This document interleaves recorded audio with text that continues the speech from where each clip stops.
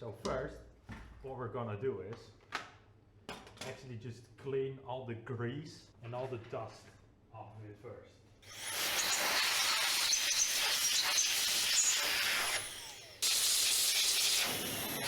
And always, this is like also with general house cleaning, not just with some plain old household degreaser. Well, first let me take all the screws out.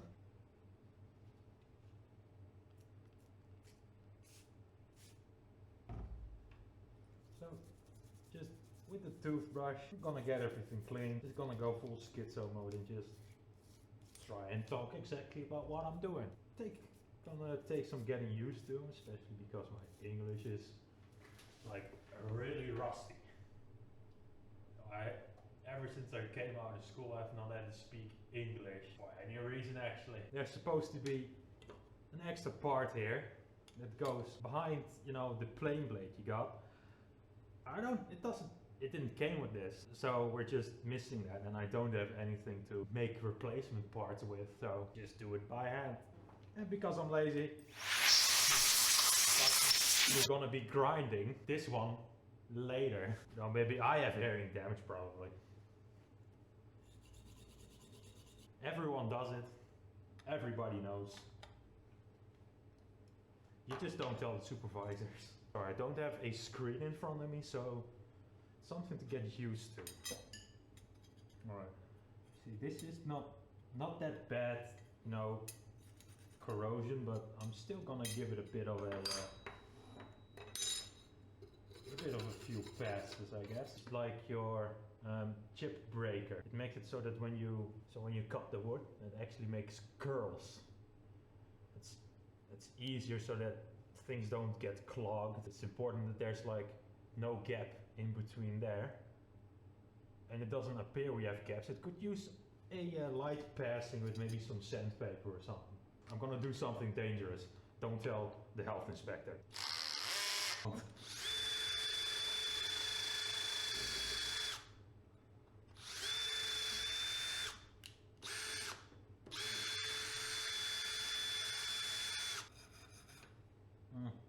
I don't want to scratch this up too much because this still has the factory markings on it. If I and the camera could just work in unison. Yeah. Which, I don't know how old this is. This could be from the 50s, the 60s, the 70s, 80s, no wait, not the 80s. Because I got it in the same box from a retiree as this one. And this is corrugated. And they haven't made these in a very long, I think they made the last few in the late 60s, maybe early 70s. But I also got a few other things among that. Like this one. I got a whole collection of antique planes, both. No, well, actually, only these two are metal, and the other one's all made out of wood. So that's a lot of reserve projects. Once again, this goes on this, and if something needs to be held together, you don't polish it to a mirror shine. It just removes all the friction, and we need the friction to get it to just stay. I will get back to the blade and the chip breaker later. Looks like the original cut, you know? Let's try and keep as much of that as possible.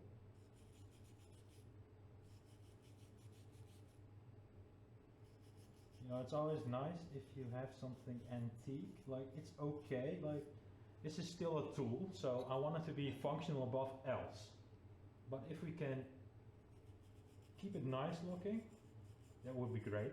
Like this one I also fixed up myself a while ago. It's one of my favorites now. This is like a corrugated old number 4. It has like multiple cracks in the body.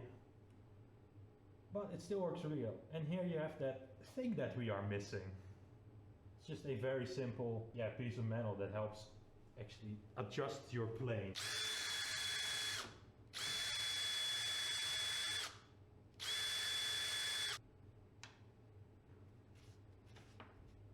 It's just not. So I just got a old shooting board that I don't really like using. But there's a few pieces of sandpaper on this. And so I'm just gonna flatten the sole for a bit. And we're gonna try to apply even pressure. A few strokes back and forward, and a few to the side.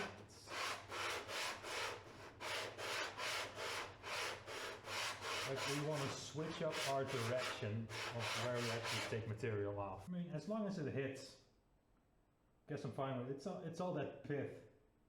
And you can see it's starting to hit everywhere, so that's good.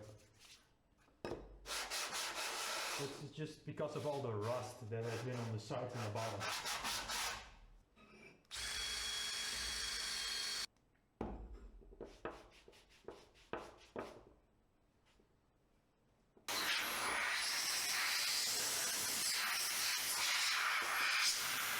I'm gonna grab the angle grind, the grinding wheel soon, not the angle grinder, not an angle grinder.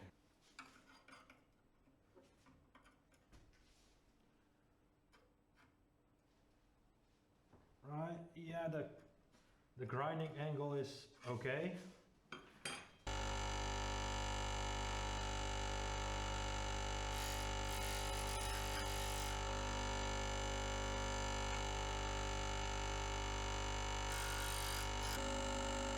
We got a bit of a normal edge going again without, just so that I can be sure I got a sort of 90, it's already kind of 90 degrees right now.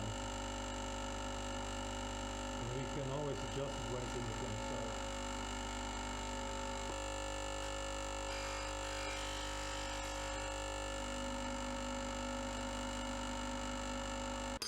Now with a strop, so this is just a piece of rough leather. Just gonna take the burr off and polish it up for a bit. It's basically already off.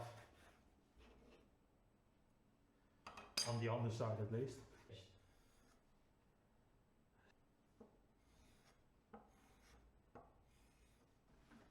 I mean, that's what all those YouTube people are doing. I mean, it's not clean, but it's also really thick. I mean, if I do it normally, it's pretty thick. I mean, decently clean. On the bench, just on the front part, just give it a few passes. Just to flatten it out a bit. Right, and then on the front view, just to smooth it over. And while we have this thing here as well, we might as well try and reduce the friction on this. Make things glide easier. Right, so that's actually of the main stuff done. I couldn't. Like, it took them a week to respond. Let's get these back in. Hang on, I'll grab a screwdriver. Want this a bit more forward. This is how you, basically how you set how far your blade goes forward. You just eyeball it. Make sure it's kind of straight in there.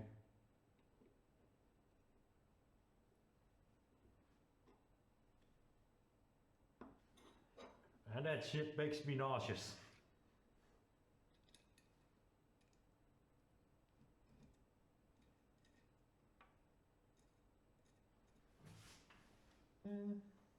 Yeah, I'm just gonna put it on. Like, you actually want the chip breaker as close to your cutting edge as possible, but you know, not over it. No, just close enough.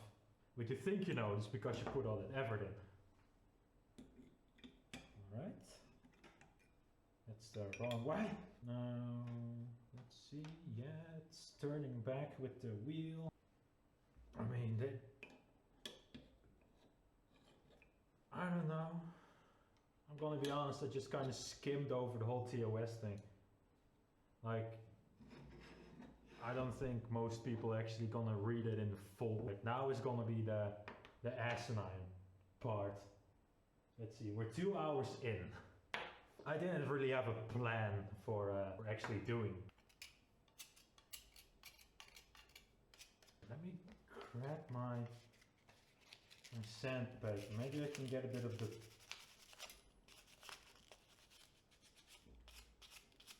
still dirty, but it's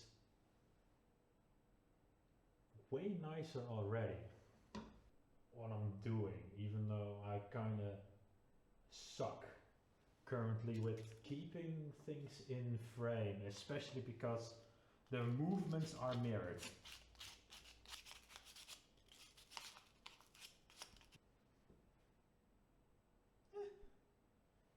It kind of looks the same really, but you know what? Color wise, it kind of does, yeah, I think it fits rather nicely. But because it's also quite old, it could also be a bit dried out, so it's probably why.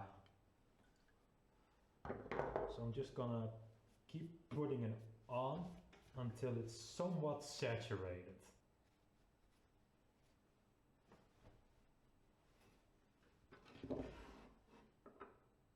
Alright.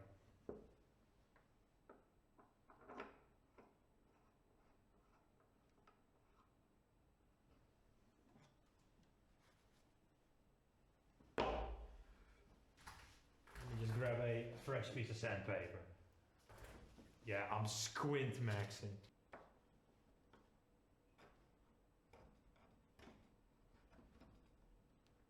Well, you see. But yeah, I'll be sorta careful.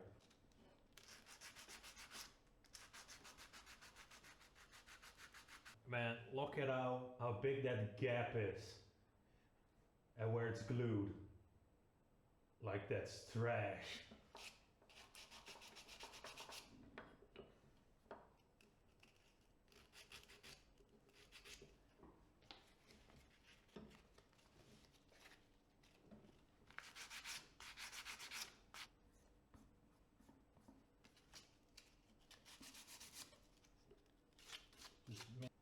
I don't know, it's kind of hard for me currently to just start telling a story just randomly. Usually it's, you know, just the back and forth with someone. I'm not really want a monologue.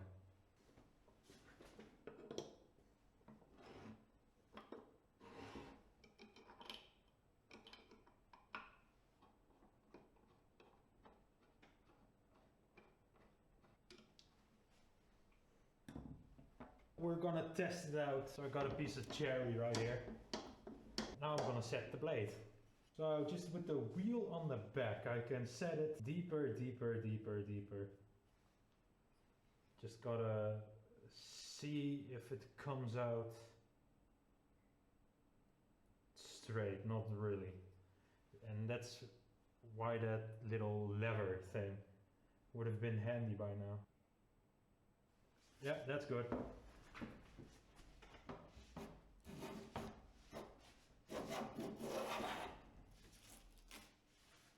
I mean, that's a pretty thick shaving, but it did it really nice. So we're gonna put it back just a little bit, see if we can get a more clean. Alright, that's too far back.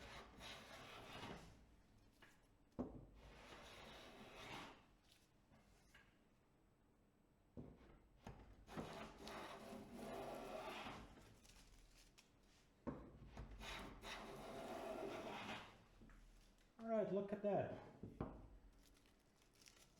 Those are pretty nice, fairly even though this is still rough. And it leaves quite a nice surface. So that's good. So that means we're almost done. We just got one thing left to do. I gotta put some oil over the entire thing to prevent rusting. We are basically done.